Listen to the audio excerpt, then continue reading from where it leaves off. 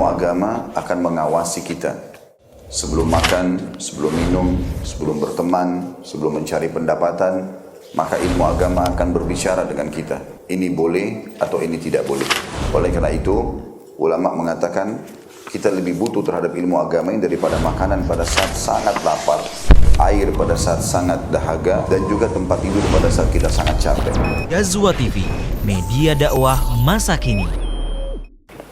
Bismillahirrahmanirrahim. Assalamualaikum warahmatullahi wabarakatuh. Alhamdulillahi ala ihsani wa syukru lahu ala taufiqi wa amtinani wa ashhadu an la ilaha illallah ta'ziman li sya'nih wa ashhadu anna Muhammadan abduhu wa rasuluhu ad-da'i ila ridwani.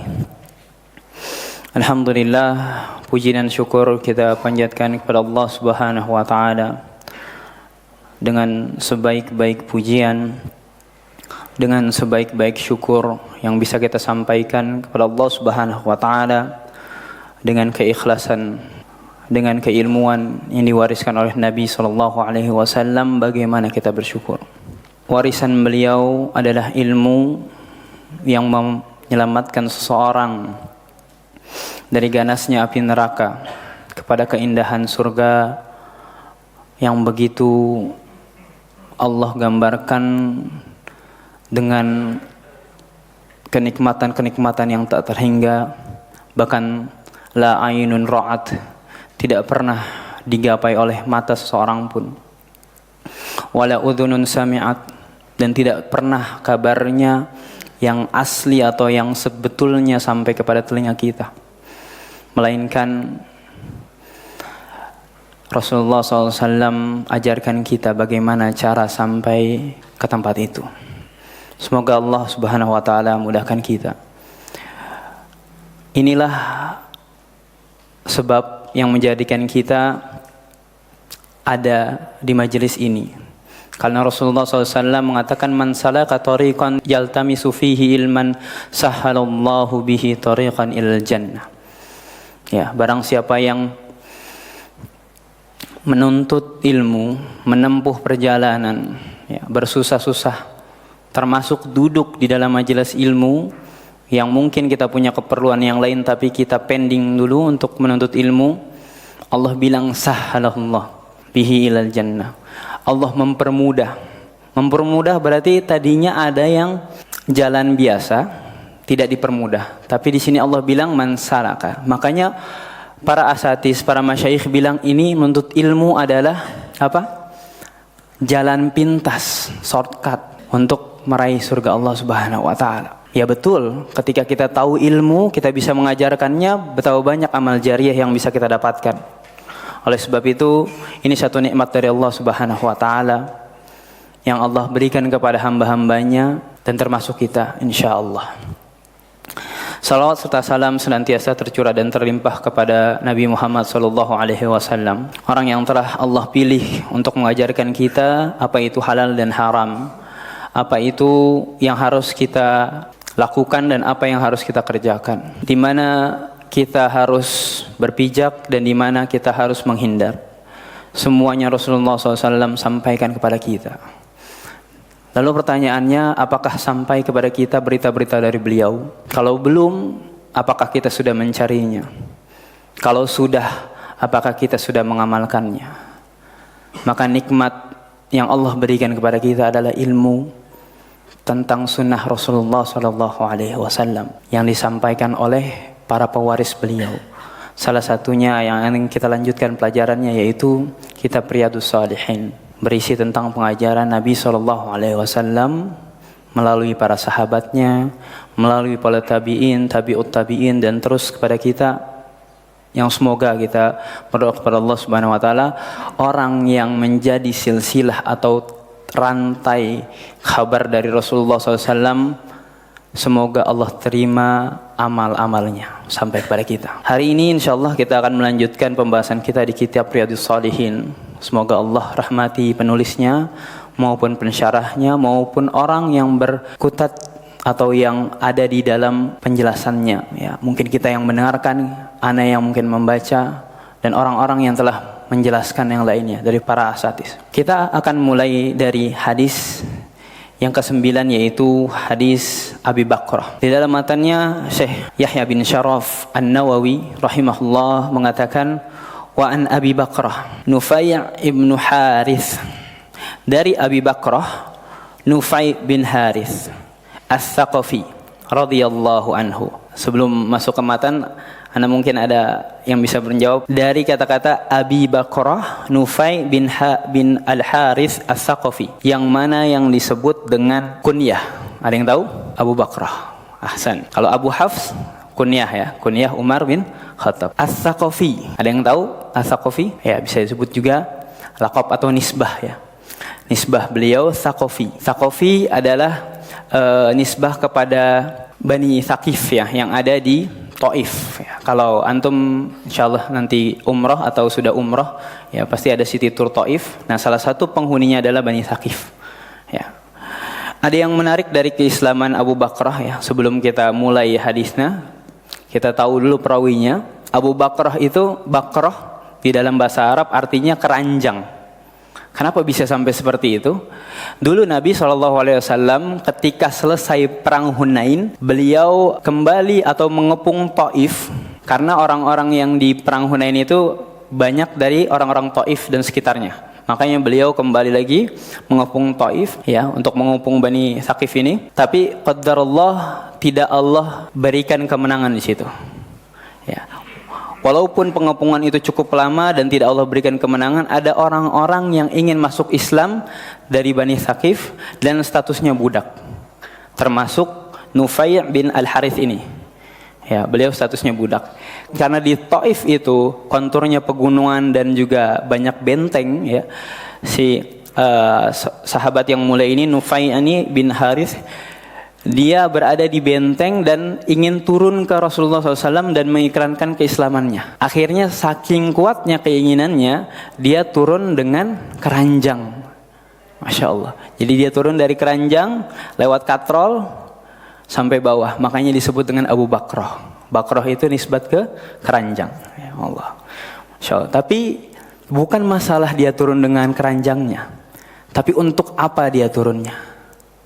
Ya, untuk mengikrarkan keislamannya. Akhirnya Rasulullah SAW menerima keislamannya dan Rasulullah bebaskan dia dari perbudakan.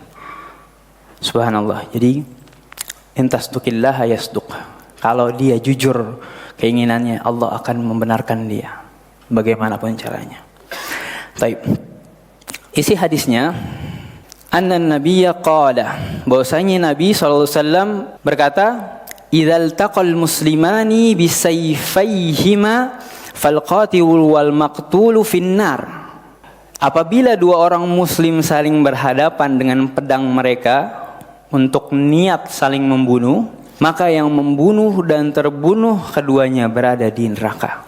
Ini peringatan keras dari Rasulullah SAW kepada kaum muslimin ya.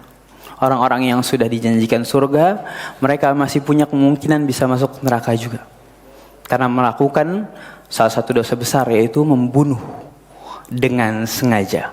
Qultu, lalu Abu Bakrah mengatakan, ya Rasulullah, hadzal qatilu fama balul maqtul. Wahai Rasulullah, ini yang membunuh kami faham dia kenapa bisa masuk neraka, tapi bagaimana yang dibunuh? Apa Rasulullah katakan? Qal innahu kana harisan ala qatli sahibihi. Kata Rasulullah, sesungguhnya ia sangat ingin juga membunuh saudaranya. Ini jadi hal yang penting untuk kita. Walaupun orang yang terbunuh itu dia terzalimi, tapi di sisi lain kalau dia tidak dibunuh juga dia akan membunuh. Makanya di sini disebutkan oleh Rasulullah harison. Harison itu berkeinginan kuat. Ya, berkeinginan kuat itu dengan membawa pedangnya, ya, berlari atau berjalan ke tempat peperangan atau pertikaian dan seterusnya gitu ya. Sedikit kita dengarkan penjelasan dari Asy-Syarih Syekh Muhammad bin Utsaimin rahimahullah.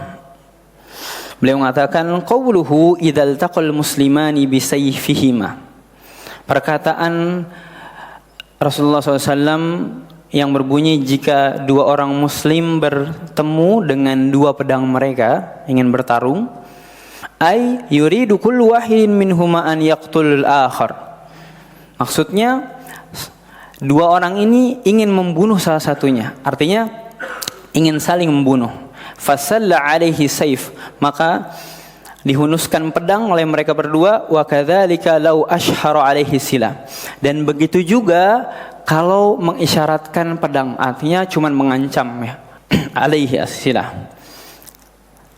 Silah itu bisa berarti senjata, dan beliau mengatakan kal bundukiyah, bisa jadi tembakan ya, au ghairihima mimma yaqtulu kal hajar wa nahwihi ya, atau selain dari pedang dan tembakan yang bisa beresiko membunuh gitu ya. Jadi hadis ini kata Syekh Utsaimin tidak hanya terbatas pada pedang, tapi tembakan atau bom, RPG dan seterusnya gitu. Bahkan sekarang sudah banyak sekali wasilah-wasilah untuk menghilangkan nyawa orang gitu ya. Bahkan petasan dan seterusnya, kalau bisa, kalau orang yang ahli mungkin bisa menghilangkan, atau bahkan mungkin sebagian ikhwah kita tahu ya, kalau misalnya tangan kosong pun bisa menghilangkan nyawa orang dengan teknik-teknik tertentu gitu ya. Nah ini termasuk di dalam hadis ini. Fadzukira saifu huna ala sabili tamsil wa laysa ala sabili ta'yin. Maka disebutkan ya, kata Syekh Utsaimin, pedang di sini untuk contoh saja, bukan ta'yin, bukan penentuan barang siapa yang bertemu hanya dengan pedang, bukan. Hanya contoh misalnya pakai pedang. Nanti juga bisa di zaman dulu mungkin ada panah gitu ya, dan seterusnya. Bal idzal taqal musliman bi ayyi wasilatin yakunu bihal qatl faqatala ahaduhum al-akhar fal qatil wal maqtulu finnar wa iyadzu billah. Maka jika ada dua muslim yang bertemu dan saling membunuh dengan wasilah apapun itu ya, maka yang membunuh dan yang dibunuh masuk neraka. Wal iyadzu billah. Semoga kita ya Allah lindungi dari hal tersebut. Nah, beliau juga mengatakan faqala Abu Bakr lin Nabi hadzal qatil. Ya, kata Syekh Utsaimin, Abu Bakrah bertanya kepada Nabi, ini untuk yang membunuh. Yakni anna kaunuhu finnari wadih. Perkataan Abu Bakr atau pertanyaan Abu Bakr menunjukkan bahwasanya kalau yang membunuh itu jelas dia di neraka. Ya, li'anna qatla nafsan mu'minan muta'ammidan, karena sesungguhnya dia membunuh seorang muslim dengan sadar dan dengan sengaja. Walladzi yaqtulu nafsan mu'minan muta'ammidan bighairi haqqin fa innahu finnari jahannam. Dan seseorang yang membunuh seorang mukmin dengan sengaja tanpa ada hak itu maksudnya misalnya bukan kisos, bukan juga lagi konteksnya mempertahankan harta atau nyawa gitu ya. Finnari jahannam, maka jelas itu di nar jahannam gitu ya. Ini pertanyaan. Maka yang menjadi pertanyaan, kalau dibunuh seperti apa? Kenapa dia harus sampai ke neraka juga? Jawabannya adalah an-niyat. Karena orang yang dibunuh pun kalau seandainya dia tidak terbunuh, dia akan membunuh juga. Makanya balik ke hadis atau umul hadis kita, innamal a'malu binniyat. Sesungguhnya amal-amal itu, perbuatan itu tergantung dengan niatnya. Karena niatnya sudah buruk, bahkan sampai dia dibunuh secara zalim pun, dia akan dijamin neraka. Waliyadzubillah. Beliau melanjutkan, fa fi hadzal hadis dalilun ala anna al-a'malu binniyat. Di hadis ini jelas, kata Syekh Utsaimin, bahwasanya menunjukkan setiap amal itu tergantung niatnya. Wa anna hadza lamana wa qatla sahibihi sara ka'annahu fa'ilu dzalika ay ka'annahu qatilun. Ya, bahwasanya seseorang ini tadi ketika dia ingin meniatkan membunuh ya lawannya, maka dia seakan-akan menjadi pelakunya. Ai ka'annahu qatil, atau bisa kita katakan bahwasanya dia yang menjadi pembunuh. Na'udzubillah. Jadi kerugiannya bertingkat, kerugiannya kuadrat ya. Dia jadi korban, dia juga dicap sebagai pelaku, dan dia diancam dengan neraka. فبهذا نعرف الفرق بين هذا الحديث وبين قوله من قتل دون ماله فهو شهيد ومن قتل دون أهله فهو شهيد ومن قتل دون ماله فهو شهيد. Maka kata Syekh Utsaimin, kita bisa mengetahui perbedaan antara hadis ini ketika seseorang berniat untuk membunuh terus dia dibunuh, dengan hadis barang siapa yang terbunuh karena mempertahankan jiwanya, dia syahid. Barang siapa dia terbunuh mempertahankan keluarganya, dia syahid. Barang siapa yang mempertahankan hartanya dan dia terbunuh, maka dia syahid. Karena bedanya di mana? Di niat. Yang satu datang untuk membunuh lalu terbunuh, yang satu mempertahankan hartanya, jiwanya dan keluarganya, maka dia jadi syahid. Hanya dengan niat, ikhwas sekalian, antum bisa dinilai menjadi seorang syahid atau seorang calon neraka. Waliyadu billah. Walidzalika anna al-insana alladhi yudafi'u an malihi wa ahlihi wa nafsihi wa 'irdihi inna madafi'un rajulan mu'tamidan sa'ilan la yandafi'u illa bil qatl. Fa huna idza qutila sa'ilu kana fin nar wa in qutila al mudafi'u kana shahidan fil jannah fa hadha huwa al farqu bainahuma. Dan oleh sebab itu seseorang yang membela hartanya, keluarganya, jiwanya, kehormatannya, ya, berbeda dengan orang yang hanya ingin membunuh seseorang, ya. Maka kata Syekh Utsaimin, berbeda antara dua orang yang kita lihat atau kita jadikan perumpamaan di sini. Beliau juga menegaskan wa fi hadzal hadis dalilun ala 'idhamil qatli wa annahu min asbabi dukhulin nar wal iyadu billah. Dan dari sini kita juga faham bahwasanya pembunuhan itu adalah sesuatu yang sangat besar di sisi Allah Subhanahu wa taala. Dan ini adalah salah satu sebab dari seorang dimasukkan kepada neraka Allah wal iyadu billah. Ikhwas sekalian, Allah Subhanahu wa taala berfirman, "Wa may yaqtul mu'minan muta'ammidan fajazaohu jahannam khalidan fiha wa ghadiballahu 'alaihi wa la'anahu wa 'adda lahu 'adzaban 'aziman." Dan barang siapa yang membunuh seorang mukmin dengan sengaja, maka balasannya adalah jahannam. Ia kekal di dalamnya, Allah murka kepadanya, Allah melaknatnya, dan Allah menyediakan baginya azab yang besar. Bagaimana Allah Subhanahu wa taala menjadikan ghirahnya di dalam kemarahannya kepada seorang yang membunuh seorang mukmin berlipat-lipat. Bayangkan, jahannam sudah sangat mengerikan, dikekalkan begitu mengerikan. Allah murka, ditambah lagi Allah bilang Allah laknat dia, dan Allah sediakan baginya azab yang besar. Ini azab yang berlapis-lapis. Oleh sebab itu kedudukan seorang mukmin di sisi Allah Subhanahu wa taala begitu besar. Di satu sisi, di dalam ayat ini Allah mengancam orang yang membunuh secara sengaja. Di sisi lain Allah mau menunjukkan, kalau kekasih saya kalian bunuh, ini hukumannya. Bahkan Rasulullah SAW juga mengatakan, sibabul muslim fusuq wa qitaluhu kufrun. Mencaci saja seorang muslim itu bentuk dari kefasikan, dan memeranginya, membunuhnya, termasuk di dalamnya adalah kekufuran.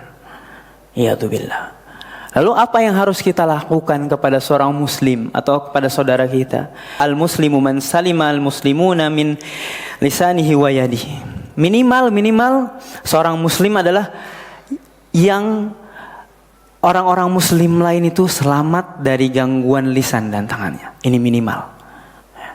Jangan sampai kita mencelakakan diri kita sendiri dengan lisan dan tangan kita dengan mengganggu saudara kita.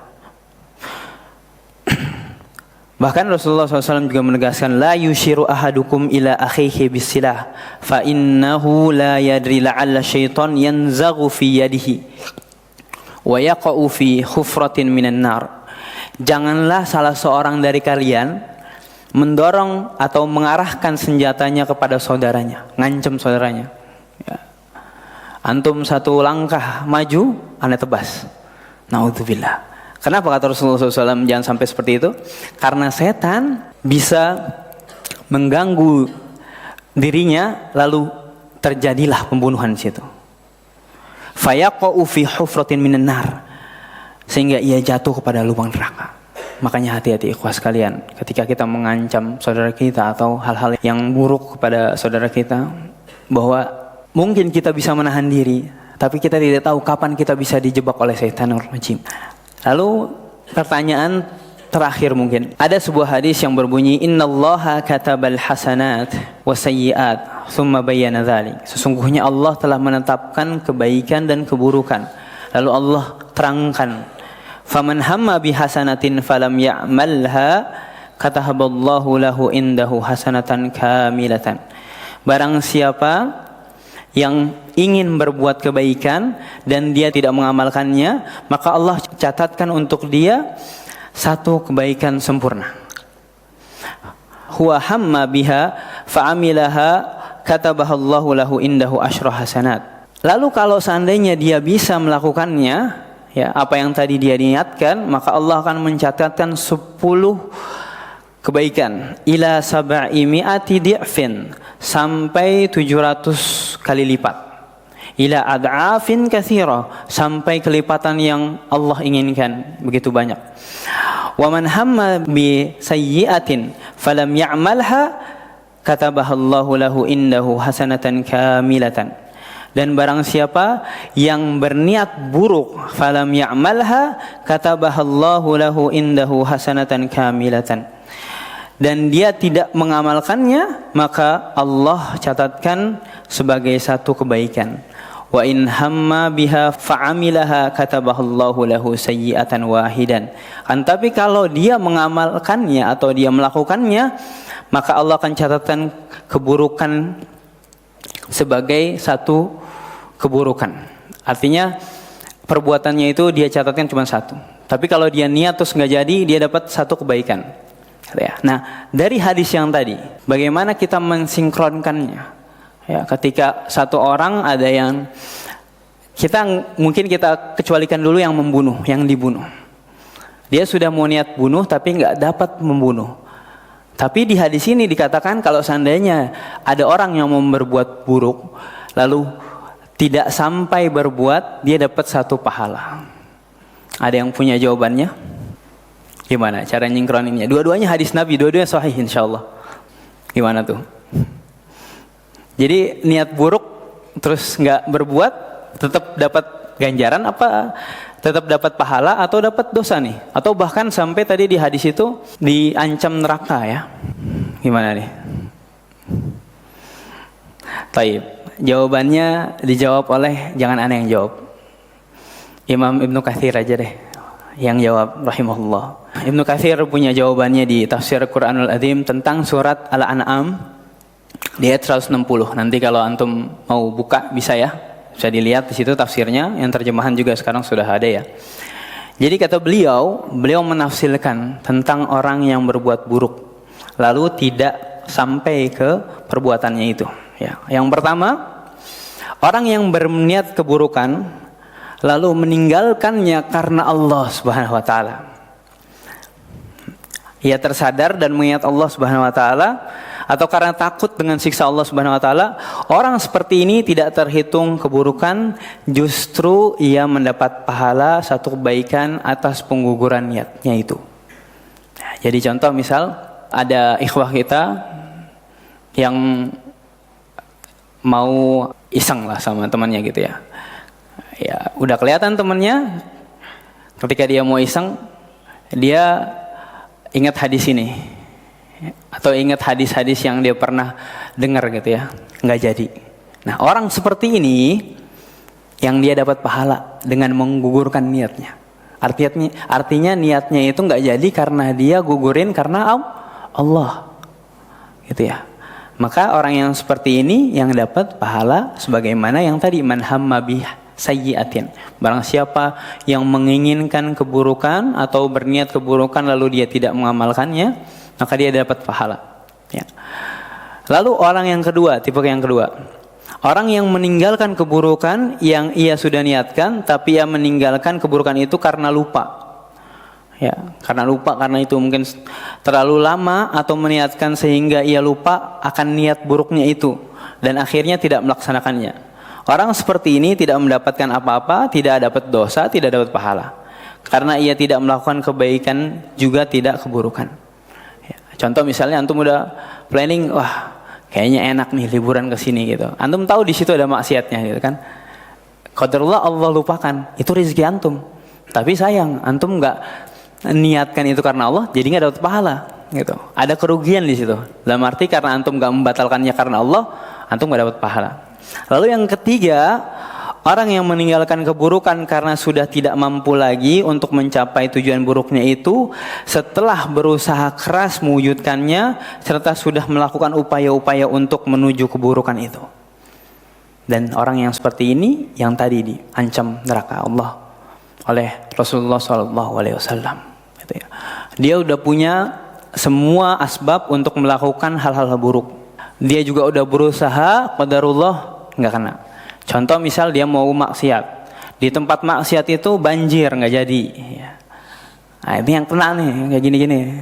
Ada lagi dia udah pengen maksiat, gitu ya, judi dan sebagainya, gitu ya, tempat judinya kebakaran. Ya, kalau dia niatnya memang pengen ke situ dan nggak bisa karena sebab yang lain, bukan karena niatnya mau membatalkan, dia kena ancaman dosanya. Bahkan dia bisa jadi dapat dosa pelakunya, ya, sebagaimana yang tadi disebutkan di hadis, gitu ya. Tapi kalau seandainya dia niat, ketika di tengah jalan dia ingat dengan sabda Rasulullah atau hadis atau kajian dan dia membatal karena itu, maka Allah Subhanahu wa taala ganjar dengan kebaikan. Beda sekali. Maka dari itu niat di sini penting sekali, saudara sekalian. Ya. Jadi meninggalkan keburukan itu juga butuh niat. Dan hati-hati kalau kita meninggalkan keburukan kita karena sebab duniawi, dalam arti karena ada kecelakaan dan sebagainya. Bahkan itu mungkin jadi pengingat untuk kita. Dan mungkin kalau ada niatan-niatan buruk, segera anulir itu supaya antum dapat bonus antum pahala, gitu ya. Insyaallah ini akan kita lakukan di sepanjang kehidupan kita, insyaallah. Dari kita kecil sampai nanti di liang lahat, gitu ya. Ini akan terus ada keinginan untuk bermaksiat. Karena inna syaitana yanzagu bainakum. Sesungguhnya syaitan itu sering ngasut kalian kepada keburukan. Tapi ingat ikhwah sekalian, kalau kita niatkan pembatalan keburukan kita itu karena Allah Subhanahu wa taala, kita akan diganjar. Dan di situ seorang muslim mendapatkan keuntungan. Mungkin ini yang bisa Anda sampaikan untuk kesempatan kali ini. Insyaallah kita akan sambung di hadis berikutnya. Semoga bisa menjadi faidah untuk antum dan ana. Kita tutup dengan doa kafaratul majlis. Subhanakallahumma wa bihamdika asyhadu an la ilaha illa anta astaghfiruka wa atubu ilaik. Assalamualaikum warahmatullahi wabarakatuh.